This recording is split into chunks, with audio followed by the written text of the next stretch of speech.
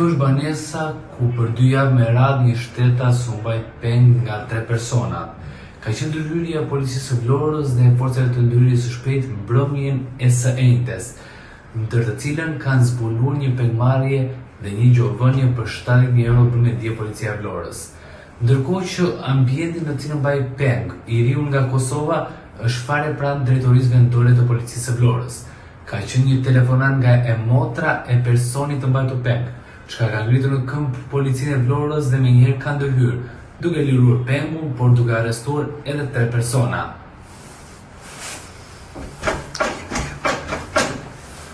Kjo është banesa në lagjen Osman Axhiu në Vlorë, ku mbaj prej 2 javësh pengu kosovar. Një telefonat e mbërritur në policinë e Vlorës nga një i afërm i shtetasit kosovar ka vënë në lëvizje policinë e Vlorës me këtë të fundit në bashkëpunim me forcat e ndërhyrjes së shpejtë, të cilat kanë evidentuar banesën dhe menjëherë kanë bërë rrethimin e saj dhe të gjithë zonës. Ndërhyrja e policisë ka qenë menjëhershme në katin e fundit të banesës, duke bërë lirimin e pengut dhe ndalimin e 3 personave, të cilët tashmë janë shoqëruar në ambientet e policisë. Blut e Vlorës kanë kryer edhe një kontroll të imtësishëm në banesë, ndërsa gjatë hetimeve ka rezultuar se shtetasi kosovar i marr peng është edhe dhunuar madje, teksa ka marrë ndihmën mjekësore në spital, aty ku ka shkuar me shembje në trup dhe plag gërvishje në këmbë. Policia dhe grupi hetimor i ngritur për këtë ngjarje ka kryer deri në orët e vona edhe pyetjen e personave të ndaluar, ndërsa ka rezultuar se shkaki i pengmarrjes janë prishjet e pazareve të drogës. Mësohet se shtetasi kosovar kishte dalë garant për një ngarkesë lëndë narkotike drejt një shteti të Europës me vlerën e 70.000 eurove, gjë e cila nuk ishte shlyer.